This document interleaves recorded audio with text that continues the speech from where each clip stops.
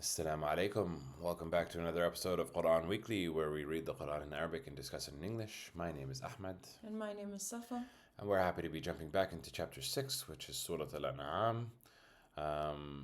Before we jump into it, we always must begin by saying we are not Arabic scholars, we're not linguistic scholars, we are not specialized in the Arabic language, nor are we Quranic scholars or specialized in that studies. And we are merely undergoing a journey where we learn about the Quran and see what we can understand from it. We also understand that our understanding might be limited or maybe not accurate.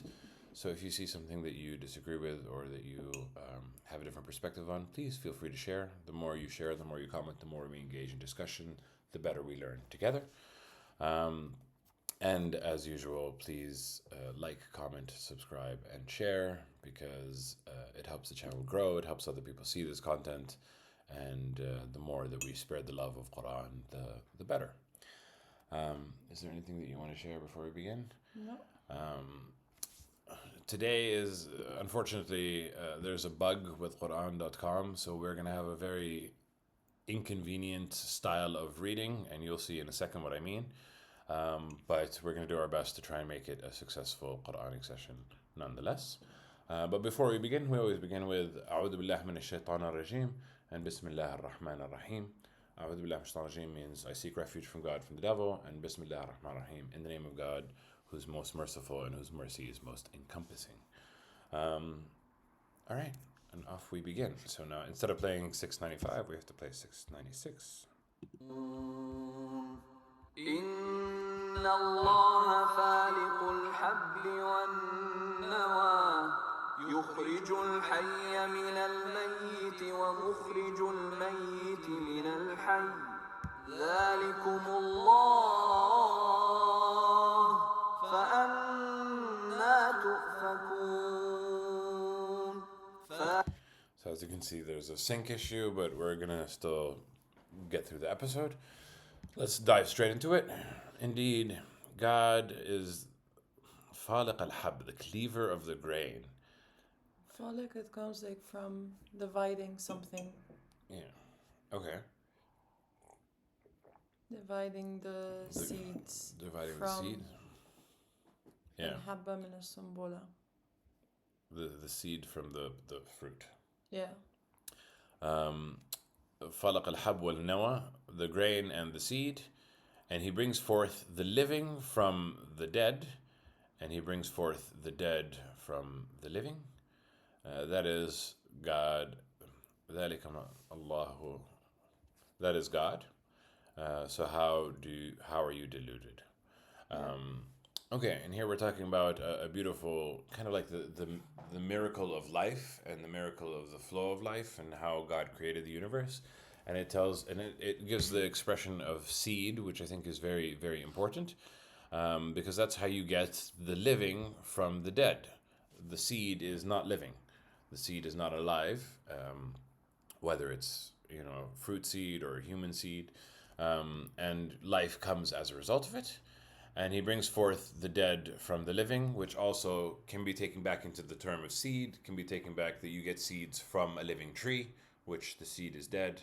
But it's kind of like this cycle of life, and it's showing you the miracle of life as well, and that God is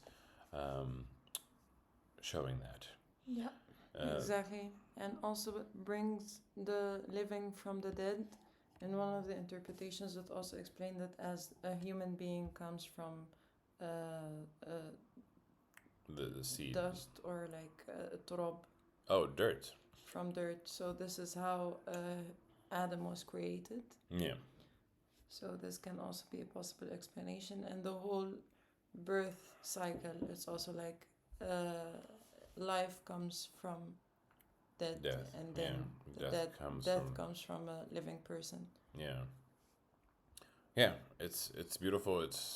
I mean, if you sometimes think about the universe, you think about how wonderful it really is. And it's kind of amazing to see it all come to life. خالق الإصباح وجعل الليل سكنا والشمس والقمر حسبانا ذلك تقدير العزيز العليم.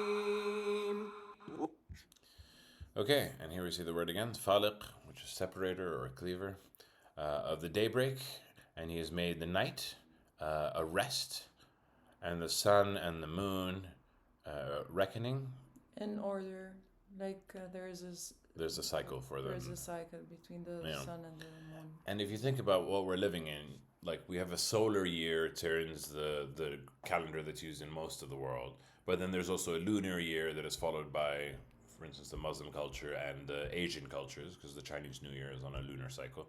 And it's kind of like we're inside this timepiece that's kind of like ever turning and ever kind of, there's beauty and symmetry to it.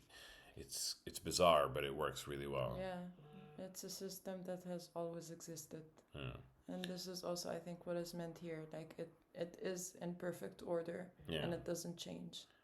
That is an order by the Almighty and the All-Knowing. That is a design by the Almighty and All-Knowing. So here we're seeing the miracles of the life that we're living in. Yeah.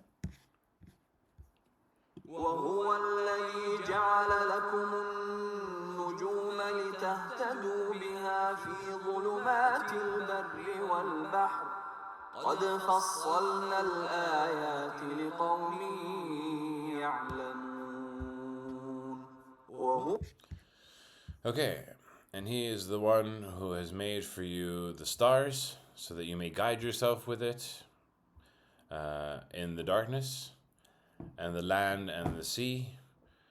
Certainly, he made clear the signs for people that know. And this is a little bit more about towards the olden times, how they used to use stars for navigation.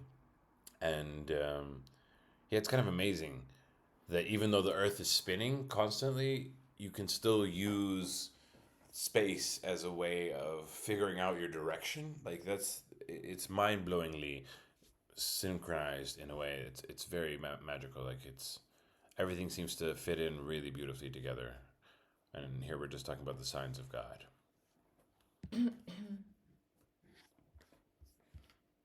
هو الذي أنشأكم من نفس واحدة فمستقر ومستودع قد فصلنا الآيات لقوم يفقهون.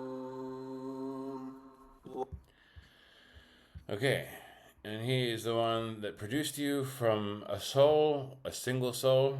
Which is Adam. Adam is our origin.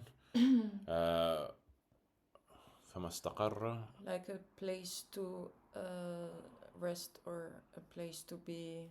To live. Yeah. A place to live. To exist.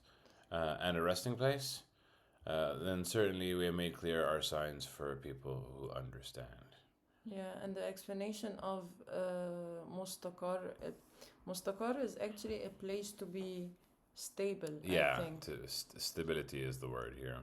Yeah, a place to be stable, and then a place to rest. They explained it as life and death. Like you have a place of stability here on earth, and then a place to rest when you die. Yeah. and here also it's kind of talking about, I mean, the translation below says, then assigned you a place to live and another to be laid to rest. Yeah, like in your tomb when you die. Yeah. So I kind of like see the way that humanity is spread across the world, and that it kind of feels like there's different locations for every person, and I don't know, I see it's but it's also the system of life. So I think like all these verses from the beginning until here is telling you how the world works and how it has always worked. Yeah. In everything, like we are all in different locations, but all people come from the same. Have the same cycle of life. Yeah. And we all die. Yeah. And certainly we have made clear the signs for people. And we are all guided by the stars, and we all have the sun and moon wherever you are on earth. It's the same thing. And I love the translation here, everyone from a single soul. It kind of makes us all feel like one big soul family, which is kind of the whole point of that we're all one.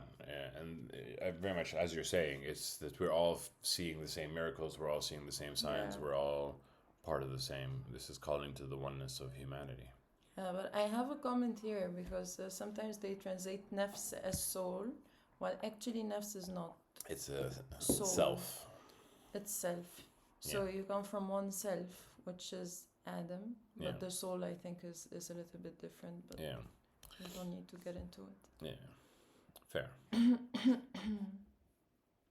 وهو الذي أنزل من السماء ماء فأخرجنا به نبات كل شيء فأخرجنا منه خضرا نخرج منه حبا متراكبا ومن النخل من طلعها قنوان دانية وجنات من أعناب والزيتون والرمان مشتبها وغير متشابه انظروا إلى ثمره إذا أثمر وينعه إن في ذلكم لآيات لقوم يؤمنون.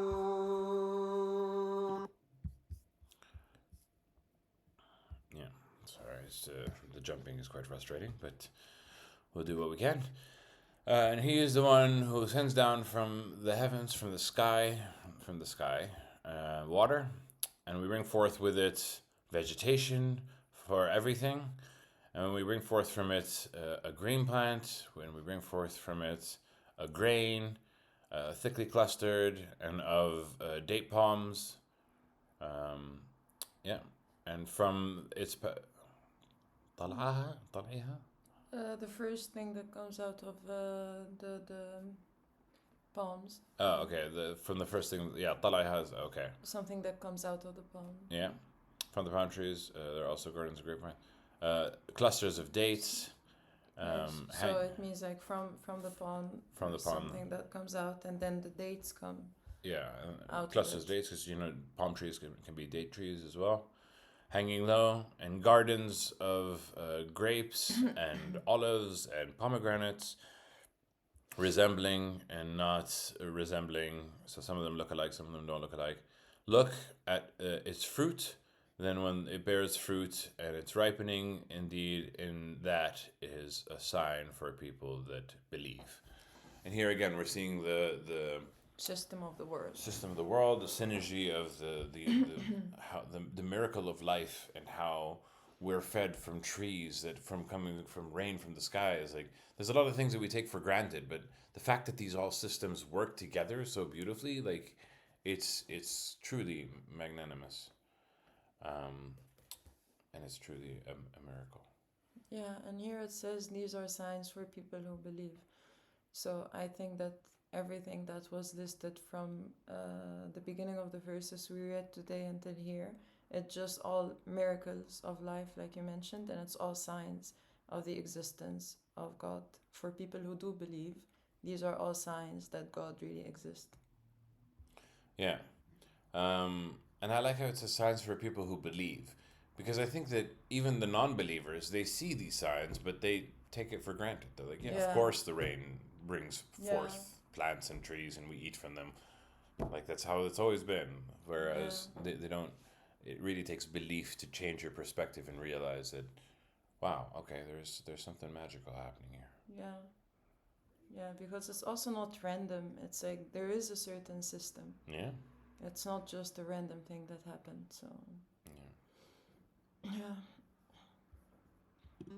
وجعلوا لله شركاء الجن وخلقهم وخرقوا له بنين وبنات بغير علم سبحانه وتعالى عما يصفون. And they make with God partners or associates in the form of jinn. And though he has created them, and they falsely attribute to him وخرقوا. They falsely claim that he has sons and daughters. Oh, that they falsely claim that he has sons and daughters. Oh, it's interesting that it's saying that's from the jinn. Yeah. Without knowledge, glorified he is and exalted he is above what they attribute. It's interesting that it's saying here that jinn, I mean, I don't know if we're familiar, we haven't really touched the topic of jinn yet in this channel. Yeah. But jinn are entities that are made of fire, and they live in another plane that is parallel to ours. And this is kind of the belief that this is also, there's a lot of stories about witchcraft, and we'll get to them when we get to them in the Quran, but they seem to be powerful beings or have some somewhat power in comparison to humans, and that the human connection to them can be confusing. And that's why they said, and they made partners with God, they associate partners with God in the form of jinn, that they follow jinn instead of following God.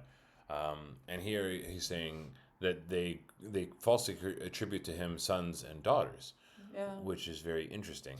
Because I read in one of the interpretations that the Arabs, like the non-believers, they claimed that angels were the daughters of God. Oh. And of course, also we know that some of the Christians claim that Jesus was the Son of God. Yeah. So, it just means that some people claim that God has sons and daughters. Yeah. And this can cover many concepts. Yeah. But for me, I'm curious to see its connection to Christianity. That sounds a bit interesting. Even though the book itself, the Bible, doesn't say that he's the son. Oh, let's not get into it. Okay. Yeah. So this is out of ignorance, like Without knowledge. They don't know. Yeah. And then it goes on to say, glorified and exalted as he is, he's above what they attribute. Yeah, that God is above having, and it's mentioned in one of the verses that will come, he's above having like a wife or sons or daughters or any of these human connections. بديع السماوات والأرض أنى يكون له ولد ولم تكن له صاحبة وخلق كل شيء وهو بكل شيء عليم. Okay. He's the originator of the heavens and the earth. How can it be for him a son while there isn't for him a companion? And he created everything, and he is of everything all-knowing. So it's like how could he have children when he has no mate, and he's created everything and has perfect knowledge of everything? Yeah.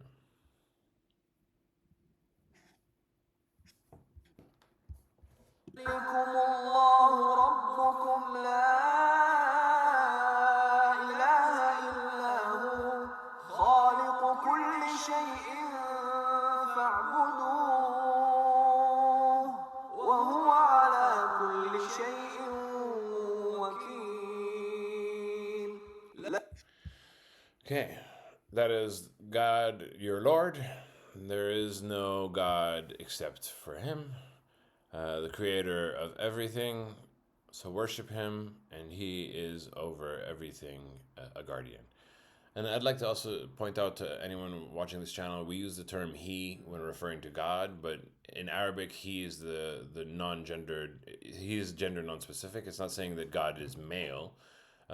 It's just saying we use she to indicate female, but he could be male or female, just to clarify, because there's a lot of mentions of he. Yeah, and in Islam, of course, God, there is no gender for God. God is above all human concepts of identity. But anyway, it's saying that is your God, there's no God but him, he creator of everything, so worship him, and he is over everything. A guardian isn't exactly the term, an appointer of affairs, he is a maintainer of everything, he's responsible for everything. Yeah. لا تدركه الأبصار وهو يدرك الأبصار وهو اللطيف الخبير.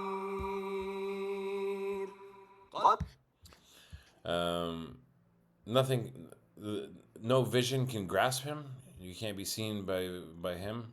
Nobody can see him, Nobody can see. but he can grasp the vision of all, so he sees everything, and he is the all subtle and all aware. Latif is like Gentle. gentle sounds a bit better, but yeah. Yeah, I think it means gentle. Yeah. And also in the interpretations, it's explained as gentle. Yeah. I can understand why Latif means subtle, because it's like when you're super gentle, it is a subtle act, but you usually say, yeah, gentle makes more sense to me as well. Yeah, in Arabic, I think you would use this word to say gentle, not subtle. Yeah. But he is all aware. Either way, he's, yeah, nobody can see him, but he can see all, and he's the most gentle and all aware. قد جاءكم بصائر من ربكم فمن أبصر فلنفسه ومن عمي فعليها وما أنا عليكم بحفيظ. Verily, it has come to you enlightenment from your Lord, basairu, Or signs. insights, Signs. insights, Or signs, insights. yeah, from your Lord. So whoever sees, then it is for It's for his own themselves, good. yeah. And whoever is blind, then it is against themselves. And I am not over you a guardian. Now, is this? It kind of feels like this is a message that the prophet would say. Yeah, but we read this before about the messenger, but I think here it's different. Here is it about God. Yes. But it's so interesting that it switches to the first person. وَمَا أَنَا عَلَيْكُمْ بِحَفِيظ. And I am not over you a guardian or a keeper. A keeper is more accurate. Yeah, I think we've seen that in a previous verse. But usually it's not in the first person. Yeah, because even in this verse, it's saying مِن رَبِّكُمْ, from your Lord. So it's talking about God. So whoever sees for himself, and whoever is blind for themselves. And I am not over you a guardian. Yeah. It's just interesting that it switches to the first person. Yes. And that's why I said it might be the prophet rather than the... No, it's not. But I think we've seen another verse before where it was also God speaking in the first person. Yeah? It's usually not, but we did see it before. Okay. Interesting. But it also then ties into the relationship of what is our relationship with God. And some people feel like God should protect us from all evil, but that's not how it works. God empowers you to protect yourself from evil and do good, or fall to evil and suffer.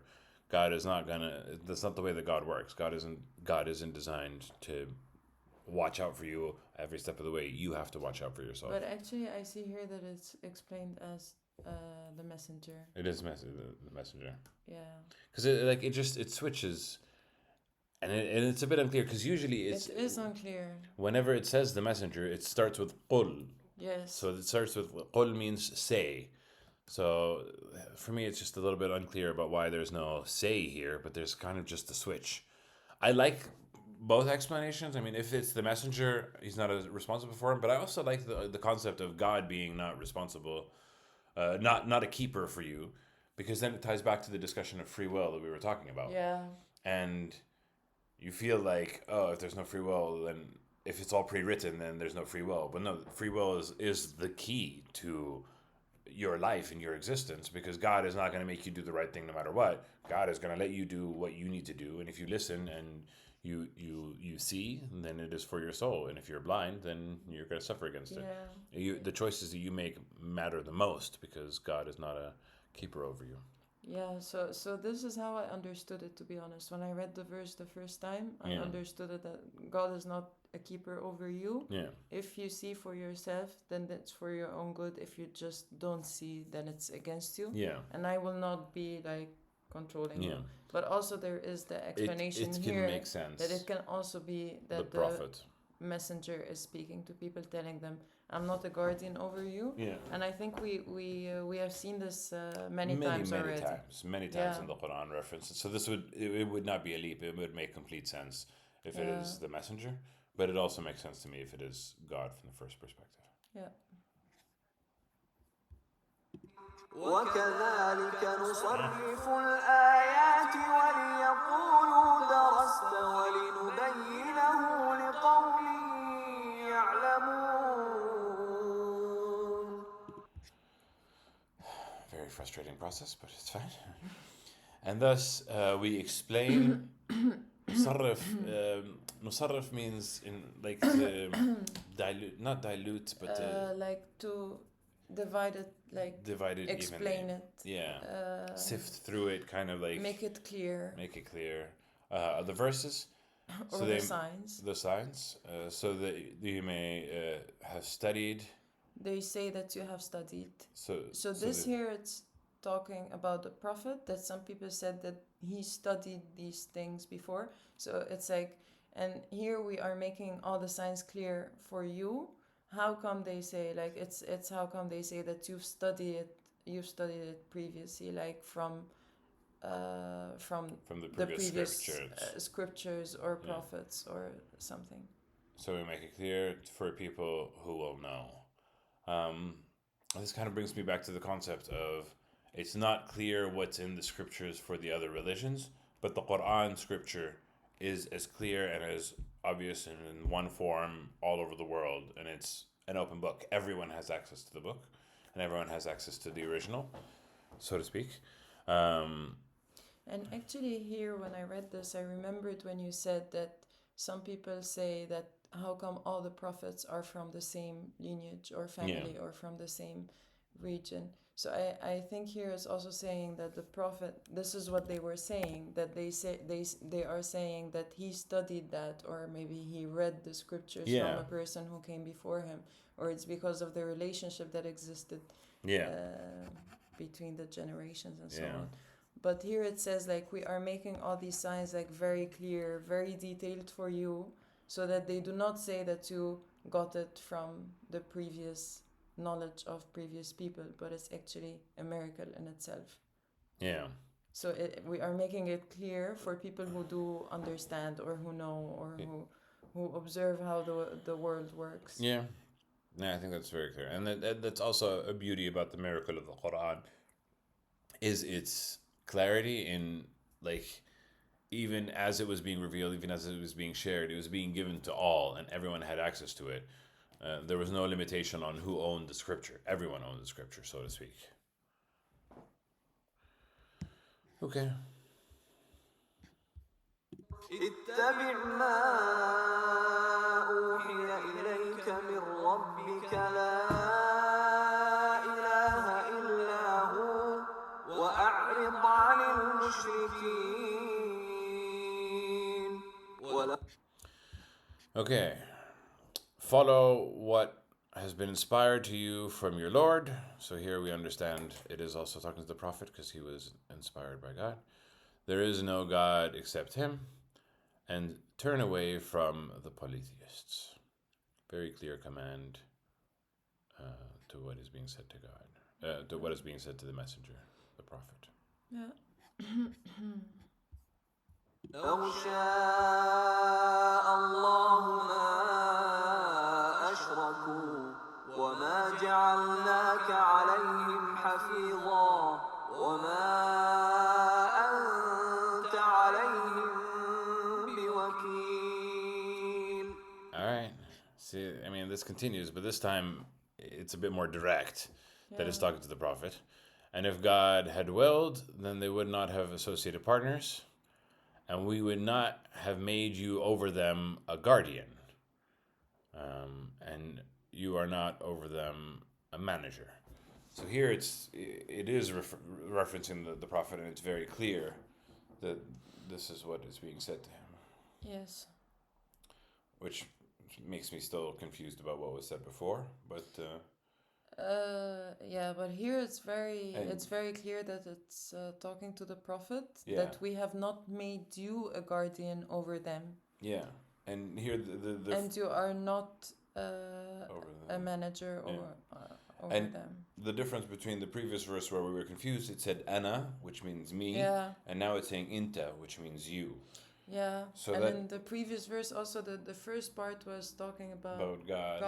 and then it says ana. Yeah. It's me. So this is why it interesting. can be. But it makes also sense to me because here it's speaking to the messenger. So the previous verse, like 2 verses back, should be something different. This should be. I would imagine it does refer to God. Yeah. But yeah.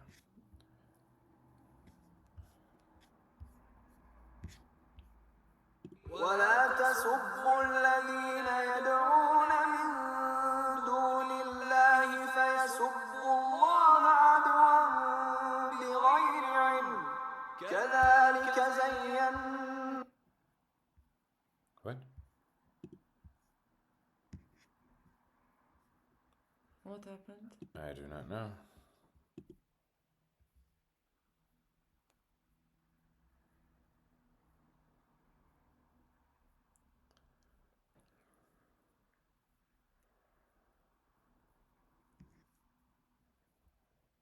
I can try to play it from mine. 6108. We'll try.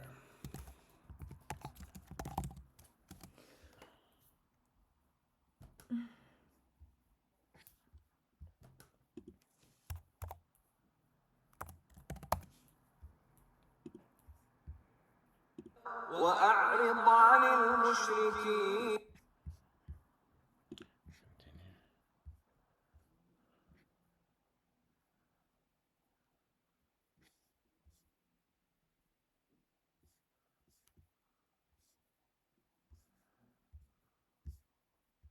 وأعرض عن المشركين.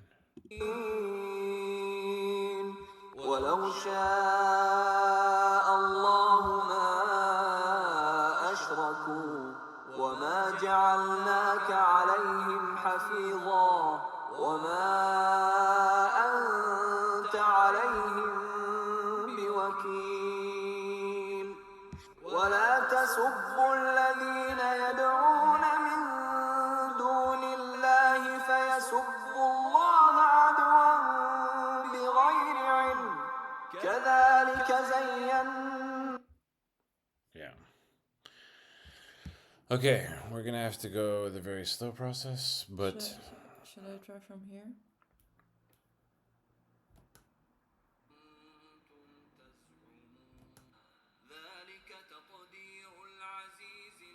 It's completely different. yeah. Anyway. كذلك زينا لكل أمة عملهم ثم إلى ربهم مرجعهم فينبئ بما كانوا يعملون. No, Ahmed, I think I can play from any website and then we translate. Yeah. Well, you or had the maybe website. from your laptop is better. You can just play any reader. Sure, but which reader? Reader.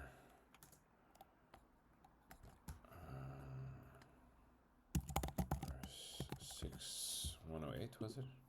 Yeah, there is a website, recite and listen to Quran. You can use this one and just like... I don't see it. Sorry for the technical difficulties, but this is...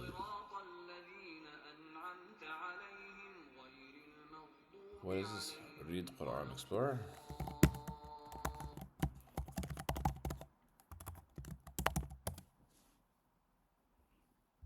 Yeah, and then you get an an'am. Block, yeah. From the first... From verse... We're at 108, right? Yes. And how do you play? Yes.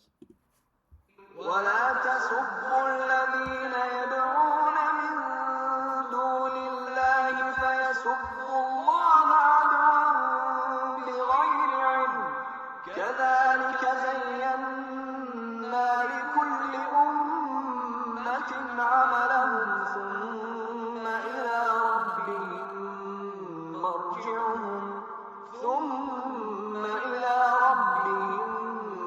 مرجعهم فينبئهم بما كانوا يعملون. Okay, it stops there. Perfect. Yeah. Okay, well, this is gonna work. But, yep. Yeah, And do not insult those who invoke from without God.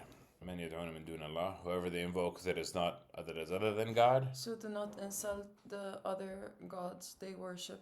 Do And not- this is speaking to the believers at the time of the prophet, because there were the non-believers used to worship idols. Yeah. So this was to the believers, telling them do not insult their idols or whatever they are worshipping. Is it do not insult the idols or do not insult those who invoke? لا تسبوا الذين يدعون من دون الله. The interpretation was that do not insult what they are worshipping, Yeah. because What they are calling. if you insult what they are worshipping, they will insult So God. lest they insult God. Yeah, Yeah. that makes sense. Okay. And here it's like they invoke. It could be the object of invoking or the thing that they invoke. And here, as you understand it, it makes sense what they are invoking. They will insult God with enmity without knowledge. Thus, we have made fair seeming. We have decorated. We made it nice. We made it We look made it nice for every community their deed. And then to God is their return, and He will inform them about what they used to do. Yeah. Yeah. So here it's also kind of saying, yeah, don't interfere with somebody else's practices. Don't attack their beliefs. Don't attack their way of thinking. You just share your message, and those who will believe, and everybody will come back to God, because that's how it goes. Yeah, and it says we made it appear nice to every community what they are doing, in Yeah. the sense that also for the people who worship things other than God, Yeah. it seems to them very appealing. Yeah. I mean, even the Israelites were worshiping Baal sometime after Moses, after David, after Solomon, and then when Elias was sent down to them. We haven't reached. Actually, we did mention Elias in the previous verse. Yeah. It was one of the prophets, and his people were worshiping Baal. It was like they had the four-headed statue, and they strayed away from God. And I've heard the Christian version, I've heard the Muslim version, and the Christian version is that eventually they had to have two bulls on a mountain, and they wanted to see which god was Baal going to be able to set which bull was going to be set on fire. There were sacrifices, and apparently God had brought down a meteor or something to make the bull survive, and then the people realized that Baal didn't have any power, and that only God had the power to do so. But even the Israelites at the time were completely convinced that Baal was the right path, and they'd strayed away from God. So for every community, we get confused by the decorations. Zayin also, to me, seems like decoration, something that is made to seem nice. And they kind of lose their path quite a bit. Yeah. Do you want me to play it from here? Is it easier for you if I play it from here? Sure. So we're now on verse 109. Welcome to the 21st century, where we have backup. Yeah. 109. No, that's two verse. You need from verse. Okay. And can we do this? Yeah. Thanks. No problem.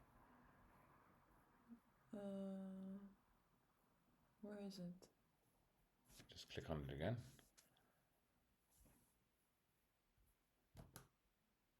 And then just click.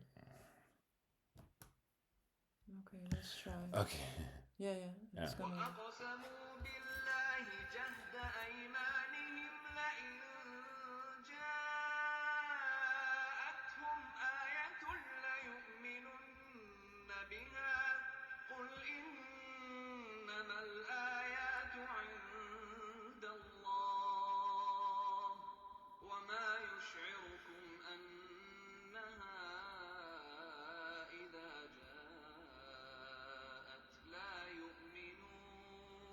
don't need to pause. It stops Yeah. by itself.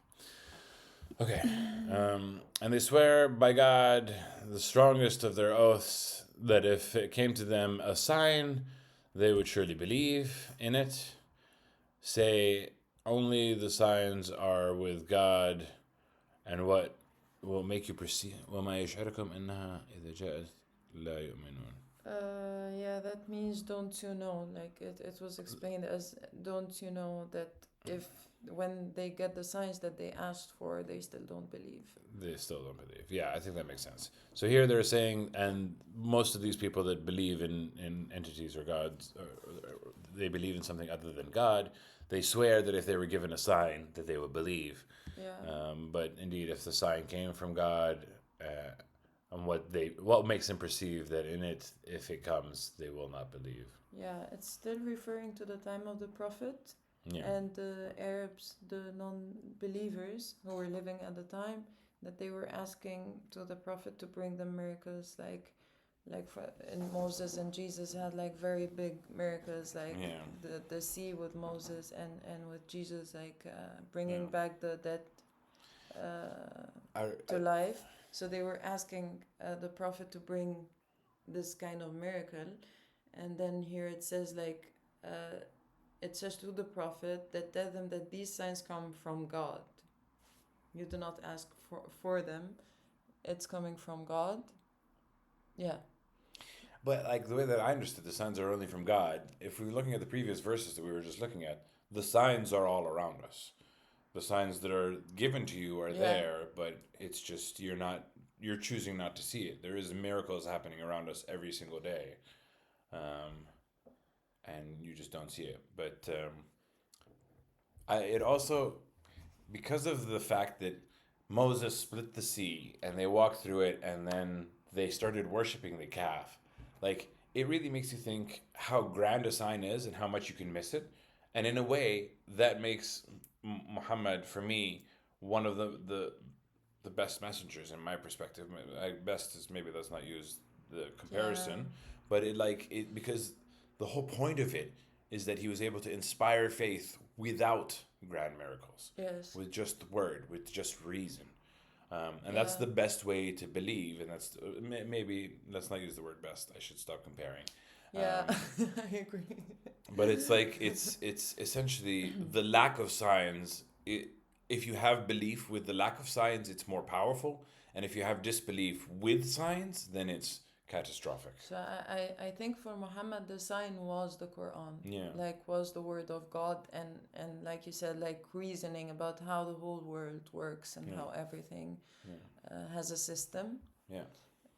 So yeah, and here it says, don't you know how for previous people, even when they got signs, they still didn't believe. So even the people who got like the big miracles, they still didn't believe. Yeah. Cool. Next verse. Oh yeah, I forgot. Can I? No. Okay. Go. No, just here. And then just. Yeah. Pl- Okay. play. ونقلب أفئدتهم وأبصارهم كما لم يؤمنوا به أول مرة ونذرهم في طغيانهم يعمهون. Okay, and we will turn their hearts and their sights as if they do not believe in it. كما لا يؤمنوا به. They turn their hearts. Oh, we turn their hearts and eyes away from the truth as they refuse to believe it at first. At first, we leave them in their transgression, wandering blindly. And that's kind of the main message. The main message is don't force those who don't see the truth.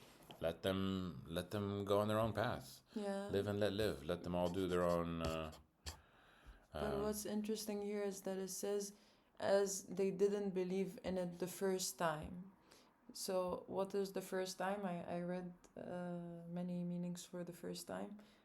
It can be like with the previous prophets, or it can be with Muhammad, because there is also one miracle that Muhammad did related to the moon, dividing the moon or something like that. So I don't know we'll get to that phase because there's a verse in the Quran, and I know it was a miracle that was happening at the time of the Prophet, and the Prophet was given knowledge of it, but it didn't feel like it was happening through the Prophet.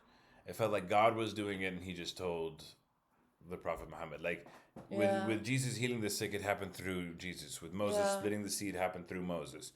But with Muhammad, it happened more as he was relaying the information to him, and he was relaying the information. It wasn't he just knew about it. Yeah. Yes. It was knowledge. It wasn't so much the miracle stuff. But yeah, for me, it's very simple. That when the truth comes to you the first time, and this is kind of when somebody comes and tells you belief, or gives you proof, or gives you an example, or gives you this, and then when you don't believe it, everyone has a first opportunity to believe or not believe. Yeah. It can also mean that they just didn't believe at first. Yeah, but in the interpretations, it gave multiple meanings. And we will leave them in their transgression, wandering blindly. Okay. No.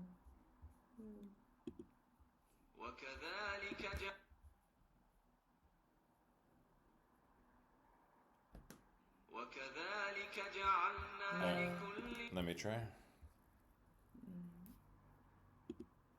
ولو أننا نزلنا إليهم الملائكة وكلمهم الموتى وحشرنا عليهم كل شيء قبلا ما كانوا ليؤمنوا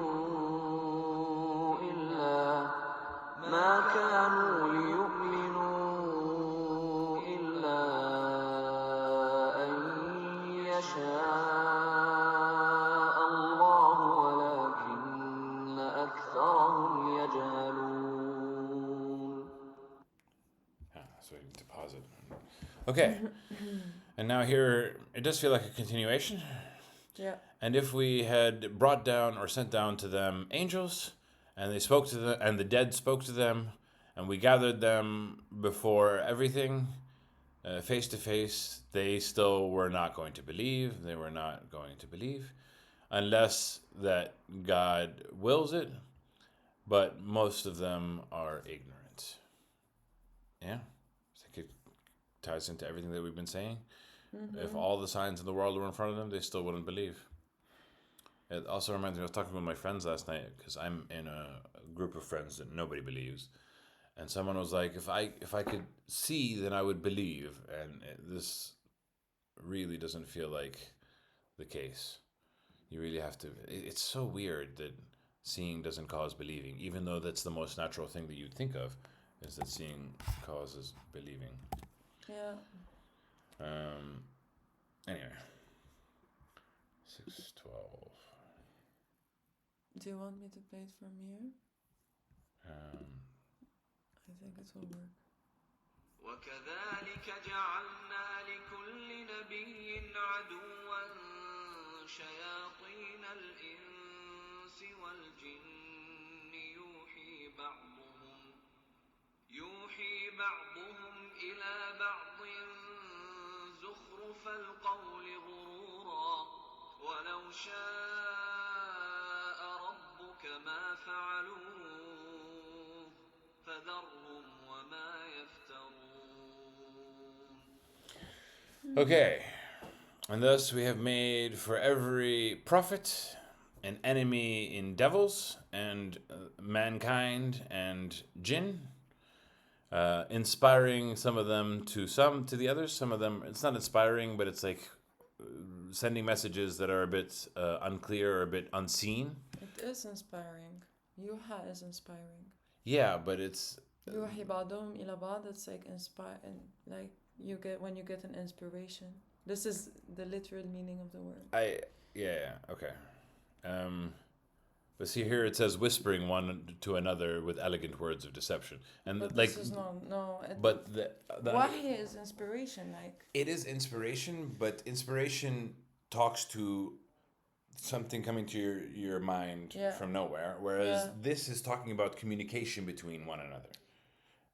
Communication don't- between some of them to the others, and that's why, like, an idea can pop into your head that can come from a devil, for example. Yeah, but he doesn't really speak to you. He doesn't really speak to you. It does feel more inspiration, but Yeah. it's conveying a message. But here it's talking about a method of communication between the devils, the humankind, and the jinn. Yeah, this is why I think inspiration makes more sense to me, because it's not like you're gonna really talk to jinn. I know. So, yeah, inspire is correct, but it doesn't accurately describe the communication method as an entity sending something to you. You know what I mean? Yeah, but you mean that they're gonna talk to Not talk to each other, but inspiration feels like not communication. You know what I mean? It's not, and there is. Because I don't think it is real communication. I think it is inspiration. I don't think that people in jinn have a real communication. Like you and me, we speak to each other. Yeah. But I think between a human and a devil or jinn, I think it's more of inspiration. It's not real communication in my Whenever opinion. inspiration, I think of it and I hear it, it doesn't feel. It feels like you get inspired by yourself. But anyway, we're getting bogged down with the details. Yeah. Devils, jinn, Just continue. humans, and some form of inspiration. Yeah, here it just says that for every messenger, we made for every messenger devils from people, from mankind, and from jinn. And in some of the interpretations, it mentions that, yeah, you can understand it that some people are like devils and also jinn, and the devils are jinn. So it can be that humans and jinn can be both devil. Well, jinn can also be good. And if you get into the phrase of there's Surah al-Jinn, which ties into it, and it says some of them, when they saw the Quran, they believed and they worshipped. They say that actually the angels were jinn. That's what I also. This is a very complicated topic that my dad and I argue about all the time. Yeah, let's not get into it. Because everyone, there's in the Quran it's referenced multiple times that all of the angels prostrated before Adam except for Iblis. Yes. And he was from jinn. Yes. But in a separate says it says he was from jinn, but in many different phrases it says all the angels prostrated before Adam except for Iblis, which makes you think that Iblis is an exception to From all the the angels. angels. But Yes. he's also definitely jinn. So it's a very big topic that I don't think we're gonna get into today. Yes. But anyway, so for every prophet there is devils in the form of humans and jinn, and they inspire one another with decorative sayings. Yeah. So what I wanted to mention here is that in one of the explanations it's like people are really like the devils can be human or jinn, and in other explanations it more explains that like the devil can inspire to people and to jinn. Like, do you know what I mean? Yeah, but here it says inspiring some of them to some of them. So بعضهم ببعض. So it's not one source to all, it's some to some. You know what I mean? Like some devils inspire to humans and inspires to jinn. I also even think that some humans can inspire the devils, Also, and through the human yes. desire and reflection, that there is a kind of back and forth connection. It's not just jinn to us; it's also us to jinn. Yes. Anyway, so they inspire decoratives, and speech that is deception. What was And that? decorative words that are deceptive. Decorative words that are deceptive, elegant words that are deceptive. And if God had willed, then they would not have done it. So leave them in what they invent. Yeah, and here the message is clear. Let them be. Let those people worship who they need to worship. They're not your responsibility. Yeah. 13. ولتصغى إليه أفئدة الذين لا يؤمنون بالآخرة وليرضوه وليقترفوا ما هم مقترفون. I was getting used to pausing. Okay. And so that it will incline So to hear, لتصغى. Okay. to So hear it. okay, so the hearts of those believe may be receptive to it. But no, actually, it's to be inclined, like the hearts to be inclined towards something. Yes, to be inclined is to kind of lean towards it. Yeah, but I got confused because actually in Arabic, tasgha is also to hear something. But Yeah. here I think it means that hearts are inclined Yeah. towards Towards that, towards not believing, لا يؤمنون, so that the hearts will be inclined to not believe in the hereafter, and so they may be pleased, and they may commit what they are committing. وليقترفوا ما هم مقترفون. so that they commit what they are committing. Yeah. That's the right word. And persistent in their evil pursuits, which we understand it to be evil, but it's in reference to the previous verse. Yeah. It's very connected to The inspiration. the inspiration. yeah, So if you go to the next one, yeah. then the ones who are inclined, or the hearts of the people who are inclined to hear these deceptive words or Yeah. to this inspiration, are those who do not believe in the afterlife, meaning the people who do not believe, who just believe that this is it, like This is all there this is. is all there is. Yeah. So they would be the people who are more inclined to be receptive to Yeah. the inspiration from the devil. Yeah. And then they will be like pleased with it. Liarduh means like they will be content with it or pleased with it, and then they will commit what they are committing. Continue doing what they're doing. Yeah. Yep. That's on 14. Nope. وتمت كلمة ربك صدقا That was 15. وعدلا. Oh yeah, it's here. وكذلك I جعلنا don't know why this لكل happens. Wait.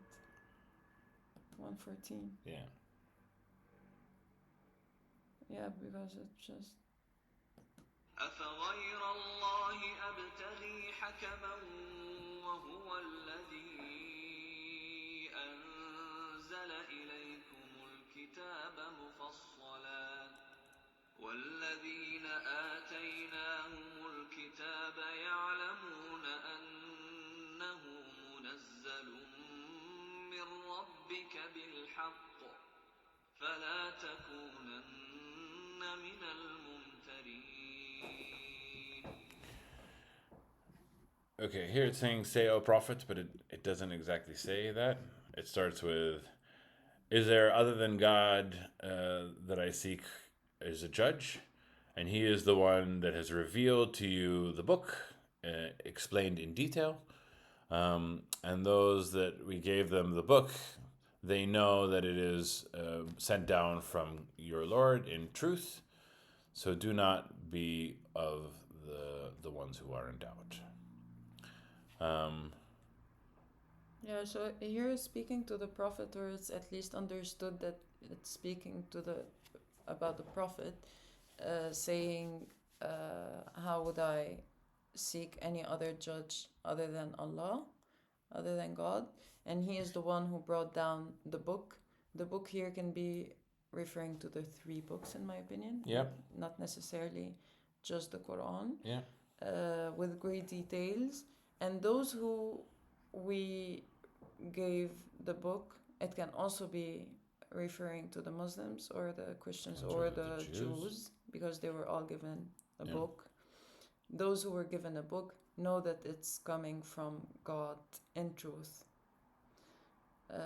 So do not be of the doubtful. Yeah, so do not be of the people who are not guided. Yeah, for me, I understand how this can be directed to the prophet, but it also, for me, like you said, it because the book can reference a wider group of people, it's a wider statement for me. So anyone can say this. How do I take somebody other than God? How do I take judgment from anyone other than God when he's the one that brought down to you the book? Anyone could say this and it would be true. Yeah. So kind of talking about another one of the signs of God is the scripture, the Holy Scripture.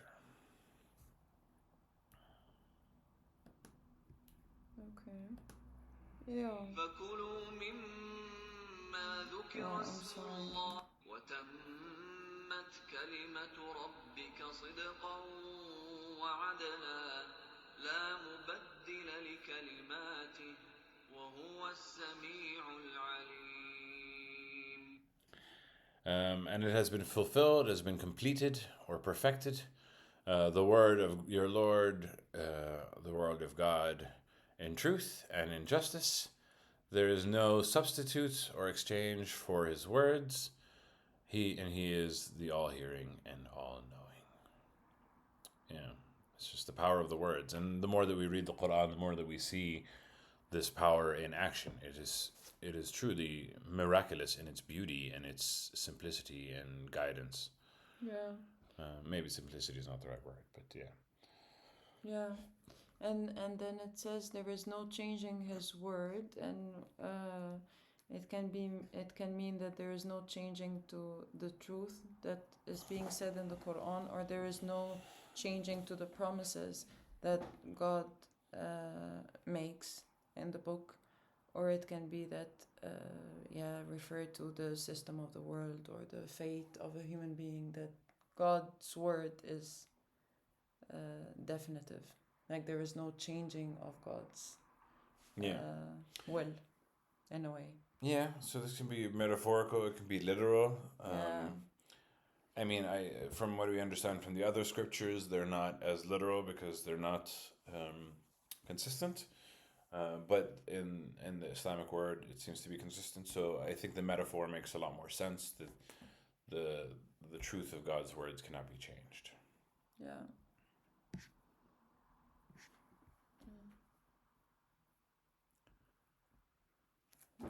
Oh yeah. وإن تطع أكثر من في الأرض يضلوك عن سبيل الله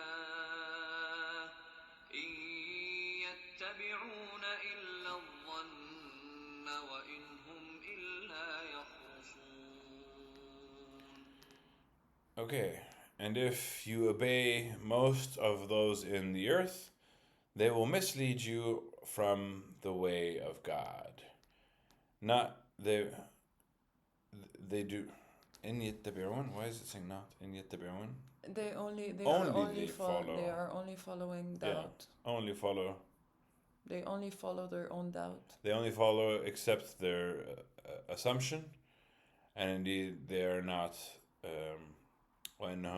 And they are not except They are lying. guessing. All they're doing is They are only lying. I don't know lying. why here it says guessing, because I think the Arabic meaning I read is yakzibun, like lying. And here They are only lying. Yeah, they follow nothing but assumptions and do nothing but lie. Yeah. I found that like sometimes it's a lot less harmful than that. What do you mean? That's why I like the word guessing, because like lying could be quite accurate. Sometimes people can be, to lie means to know the answer is wrong and share it. And I find that guessing is more of an accurate statement, because a lot of people don't know and they distract you from the way of God just because they think that all that they can see, touch, and feel is all that matters. Yeah. And that's why, like, for and me, here it says they are only following their doubt or their guesses or their assumptions. Yeah. Maybe it just means like they are only guessing. Yeah, it can mean guessing. It can mean lying. For me, I lean towards the more lenient of it, because even in their guesses, they still trying to distract you from what has been said. Can we do it like this? Yeah, but the interesting thing here, it says that if you follow most of the people of the earth, they will misguide you. Yeah. Most people. And here it says, "O Prophet," but that's not mentioned in this verse. So it's possible that it was talking about the Prophet, but it's also possible that it applies to us, to me, you, and everybody. That people are going to distract you and want or worldly things. And I can speak to that in my own life. I can feel like there's so many distractions away from God, from definitely. From believing. And I think now and at every time, I think the distractions are way more than like people who are guided and following God's way. It takes work to head in the direction of God. And it's much easier to follow it's much easier to follow the whims of your friends, of your lovers, of your bosses, of your idols, of so it's so easy to get confused. Yeah. 117. I don't know if it's gonna play the right one. Yeah. Here. Now you can play. Yeah. إن ربك هو أعلم من يضل عن سبيله وهو أعلم بالمهتدين.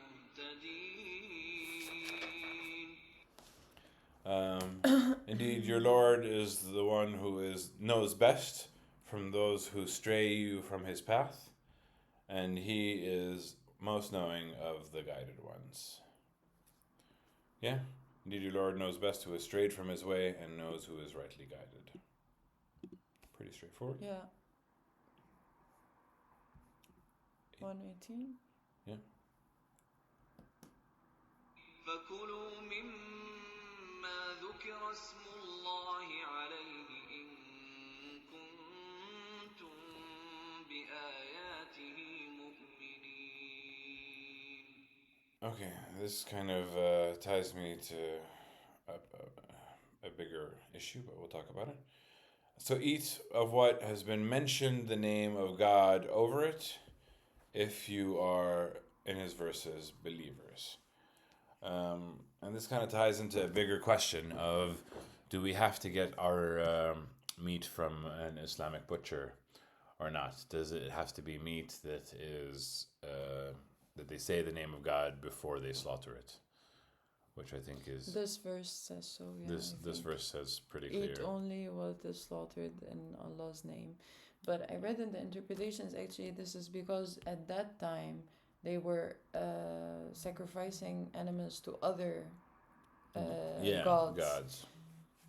So, maybe this is also related only to that time, but I don't know. And so, like, for me, the confusion was, if it's not slaughtered to something other than God, if it's slaughtered for the sake of humanity and eating and survival, maybe that's okay. Does that make sense? Is it okay? I don't know. But here it's saying what has been mentioned, the name of God. So, like, here it's like, there is a talk of mention. So Yeah, but actually, to be honest, now when I'm looking at this, it doesn't say eat only what is slaughtered in the name of Allah, but it just says it doesn't say only. Eat what has been slaughtered in the name of Allah. Yeah, eat what has been slaughtered in the name of God. Yeah, there's no only. Yeah. Eat what has been slaughtered in the name of God. If you were really believers. Yeah.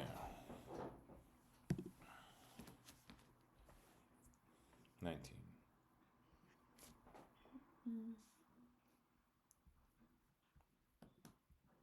وما لكم ألا تأكلوا مما ذكر اسم الله عليه وقد فصل لكم ما حرم عليكم إلا ما اضطررتم إليه وإن كثيرا ليضلون بأهوائهم بغير علم إن ربك هو أعلم بالمعتدين. Well, continuing what you're allowed to eat and what you're not allowed to eat. And it is not for you to not eat. Why should you not eat it? What is it for you in not eating? What is it for you in not eating what was been mentioned in the name of God on it? And we have indeed explained in detail for you what has been forbidden for you, except what you are compelled to. And indeed, many are led astray by their own vain desires, without knowledge. Indeed, God is the one who is most knowing about the transgressors. Why should you not eat that of what is slaughtered in the name of God, when he has already explained to you what he has forbidden to you? Yeah, and I think it's mentioned in in a very detailed way in Surah Al-Ma'idah, Yeah. what you are Allowed to not eat. allowed to eat, Yeah. including the dead animals and The swine and blood yes, and things with talons and yes, fangs. Yeah, we covered it in chapter 5, in the start of chapter 5, if you want to get into it. But yeah, so here, and why shouldn't you eat what has been killed in the name of God when He has already explained to you what is forbidden to you, except when compelled with necessity? Many deviants certainly are misled by others out of their whim and ignorance, but surely your Lord knows the transgressors best.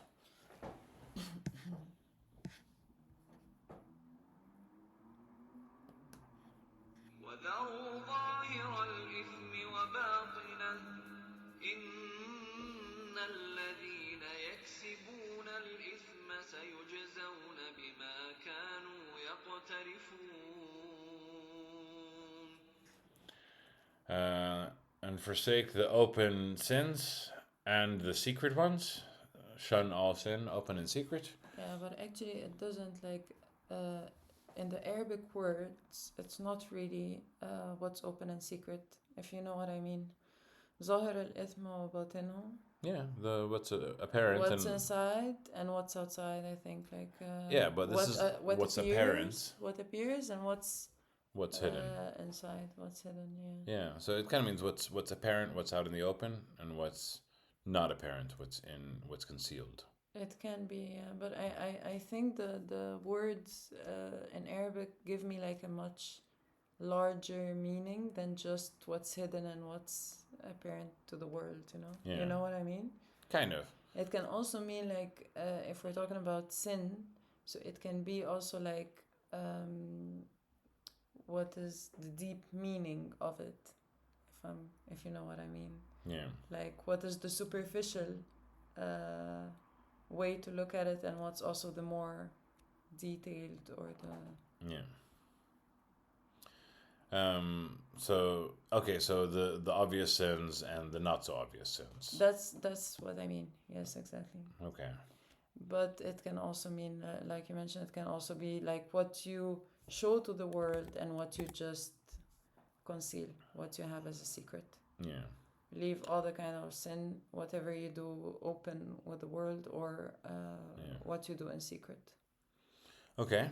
And indeed, those who earn sin, they will be recompensed of what they used to commit. So they will receive punishment for what they do.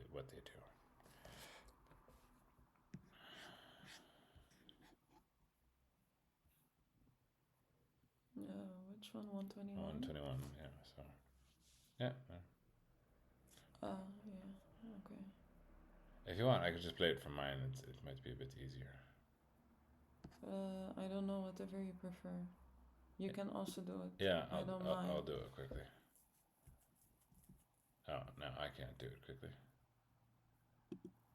Yeah. ولا تأكلوا مما لم يذكر اسم الله عليه وإنه لفسق وإن الشياطين ليوحون إلى أوليائهم ليجادلوكم وإن أطعتموهم إنكم لمشركون. And here the command is very clear: and do not eat what has not been mentioned the name of God on it. Yeah. So here it's being very clear. Yeah. And indeed, it's a grave disobedience. And indeed, the devils are the ones that inspire to their friends, their allies. Their allies, I think, is more accurate. And so that they dispute you. And if you obey them, then indeed you will be the polytheists. So, do not eat what is not slaughtered for in God's name. So we should... and here actually I read the explanation that at that time they were slaughtering animals for other gods. Yeah. But it says do not eat what was What not was it? slaughtered in the name of Allah. So Yeah. yeah, So we should eat halal meats. yeah, Or kosher. Kosher works because it's in the name of God. Even you know the term kosher? yeah, Which obviously is the Jewish halal. yeah. But I don't know. I don't know if.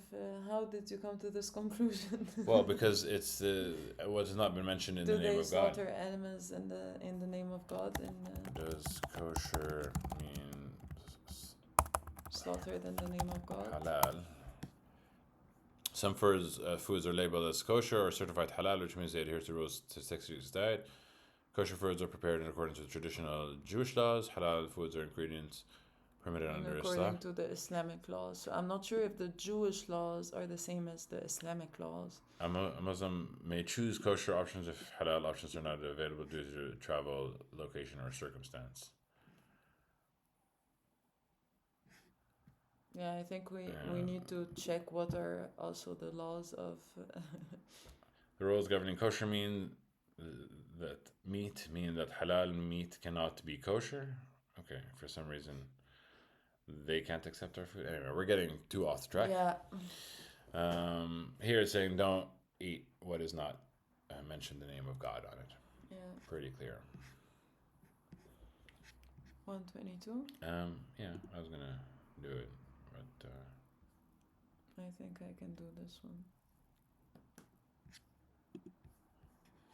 أَوَمَنْ كَانَ مَيْتًا فَأَحْيَيْنَاهُ وَجَعَلْنَا لَهُ نُورًا يَمْشِي بِهِ فِي النَّاسِ كَمَنْ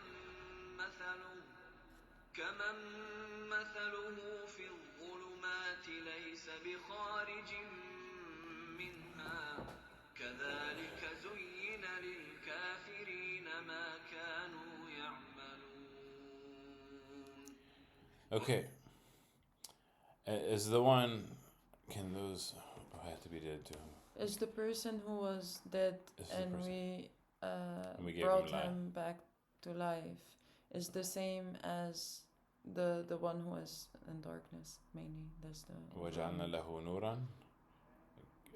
The one who we gave life is the one who's dead. So we give him life and we made for him a light. He walks in it amongst people. Is this similar to the one who is in darkness? Does not come out of it. He's stuck in darkness, not coming out of it. Thus, we have made it appear decoratively, nicely, to the disbelievers what they used to do. Yeah, so it means like here, how they explained it is that when it says someone who was dead and then we brought him back to life, meaning that he was like lost and then we guided him to the correct path. That makes more so sense. So that's like someone who was guided after being a disbeliever. Yeah. So that like being guided to the correct path was kind of like giving him light. Yeah. To walk with it in between people. And then it says that this person is not like the person who is just in darkness, lost in darkness and not coming out of it. Yeah. It's interesting that they use the expression dead. Yeah. Because I understand the concept of being enlightened. Yeah. But what does that have to do with death? And does it feel like if you're not enlightened, then you're then you're kind of dead in a way. I kind of get that. Some people actually make this comparison that when you're not enlightened, when you are not open to the world, or when you're lost in your own thoughts, you're not really living. You're not really alive. I don't know who said this, but someone said like I'm not afraid of dying after living. I'm afraid of never living or something like that. Like, is it better to? Well, the only expression I know is it better to have loved and lost than never to have loved at all. Yeah, it's the same thing. I think it was Rumi who said it. I'm not sure, but I think it was. But it's kind of it describes the same meaning in a way that some people are just dead. Like you can be alive, but still in a way you're dead. And I can kind of relate to it in my own life. Before I had my spiritual awakening, before I had my call to join and discover and learn about religion in Islam, I was living life for life's sake, and that was a miserable life.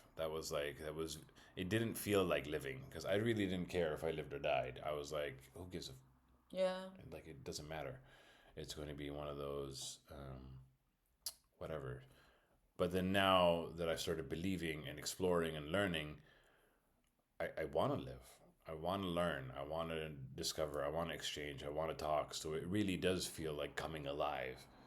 And the Christians use the term born again Yeah. as a very often, and then even in the scripture in the Bible, they kind of mention of how can somebody who is alive become born again. And yeah, the expression of like, yeah, once you enter into the world of belief, it feels like light is coming into your life and it feels like you're really alive. Whereas it comes back to the beginning of the verses that we started today. The dead can rise, life can rise from the dead, and the dead can rise from the life. So this talks back to that beautiful analogy between the two. And that is also an example of life coming from the dead, because we were dead before we believed, and then Yeah. we are alive after Yeah, we but I believed. think this is more of a metaphor. The Yeah. first verse was like literally something dead that comes out of It something could be, alive. but it and could something. also, And it can also be, Yeah. you can also yeah, relate it to this. yeah. But yeah, how can you compare those two? And honestly, if you see two people, one person that has found God and one person that hasn't, there's just a twinkle in the eye of the person who has found God. There's just hope. There's peace. There's excitement. There's belief. There's magic. And the person who hasn't found God feels depressed, sad. Yeah. Don't get me wrong. There's a lot of people that haven't found God that have that twinkle in their they're eyes, still and they're happy, fine. yeah. I'm not saying that you They're have to still happy. you have to have God, but when you kind of strip down humans to their struggles, and But I think people, do need some sort of belief. yeah, but that's yeah, no, that's fair. Yeah. Cool. Should I 123, One, right? 2, 3. Yeah. No, that's That's not gonna. Okay. ولا No. تأكلوا كذلك جعلنا في كل قرية أكابر مجرميها ليمكروا فيها وما يمكرون إلا بأنفسهم وما يشعرون. This makes me sad. And thus we have placed in every city or village the greatest of criminals, so that they may plot in it. And they do not plot except against themselves, and they do not perceive. And it makes my heart ache, because this is true for every society, for everything. There's always criminals. There's always people that want what's best for them. And the criminals are on top. So here it says like they are on top, like they are the highest in society. Yeah, the most wicked to conspire in it. Yet they plot against themselves, and they do not feel. And what makes me sad is that even though they plot against themselves, a lot of people suffer at their hands as well. Even though it's just, it's sad that this exists, but it exists for a reason.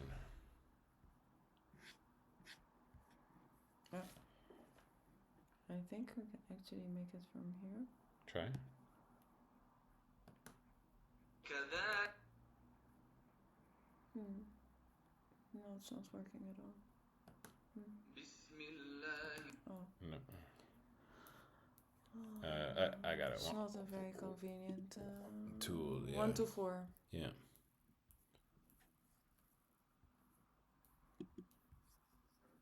وإذا جاءتهم آية قالوا لن نؤمن حتى نؤتى مثل ما أوتي رسل الله الله أعلم حيث يجعل رسالته سيصيب الذين أجرموا صغار عند الله وعذاب شديد.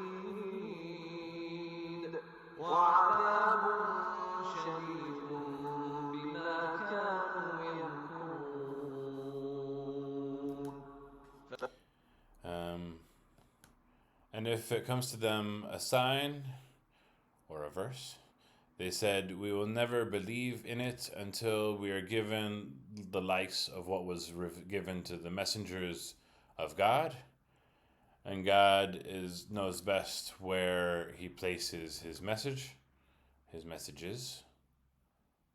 God, like God knows who he will give his message to. Yeah, God knows best where he places his message, and will afflict those that commit crimes of humiliation from God, and torment. And torment that is severe, and for what they used to plot. So when a sign comes to them, they say, we'll never believe unless we receive what Allah's messengers received. Yeah, so it's related also to the previous verse about like how in every village we made like the elite, let's say, commit crimes. Yeah. And then those people, if a verse comes to them, they say, we will not believe until we are given what God has given to his messengers. Like why aren't these messages coming to us directly in a way? And then it says God knows best where he places his messages. Yeah. And he will afflict those who commit crimes of humiliation against the Lord with punishment that is severe, or a torment that is severe, about what they used to plot. Still makes me feel sad. Last two verses. Yeah. 125, huh? Yeah. فمن يرد الله أن يهديه يشرح صدره للإسلام ومن يرد أن يضله يجعل صدره ضيقا حرجا كأنما يصعد في السماء كذلك يجعل الله الرجس على الذين لا يؤمنون. And whoever God wants to guide him, then he expands his chest. Expands isn't the right word. Yashrah. It kind of feels like an opening of the chest. It kind of feels like relieving pressure over the chest. It kind of like opens it up to breathe and opens it up. It's like it's a beautiful metaphor, a beautiful example. He opens their heart to Islam. I like that kind of concept. To Islam, which means also to the surrender of God. And whoever he wants to lead astray, then he makes his breast or his chest tight, constricted, as if he's climbing towards the heavens, as if you're trying really hard to get up, and your like chest is tightening, and you can't really feel. Thus places God the filth over those who don't believe. This is Allah. This is how Allah dooms those who disbelieve. It's not really, it's kind of curse, I would say, because filth is a very strange word here. Yeah. I think it might be like curse or like, just not. Did we pick it up? Oh. That's not. That's not the right translation. Yeah, not really the right word. At least in Arabic, I wouldn't understand it as filth, to be honest. In the English translation, this is how Allah dooms those who disbelieve. I like dooms, I like curses. Yes. Yeah. Okay. And the last verse for today. وهذا صراط ربك مستقيما قد فصلنا الآيات لقوم يذكرون. And this is the way of your Lord that is straight. This is the way of God that is perfectly straight. We have certainly detailed the verses for a people that take heed, that remember, that are mindful. Yeah. And I guess for me, the difference between the two types of chest feelings is kind of the sign that someone who is guided, there's an ease to their breath, and someone who is led astray is like Feels stressed, struggling, anxious, struggling with life. Yeah.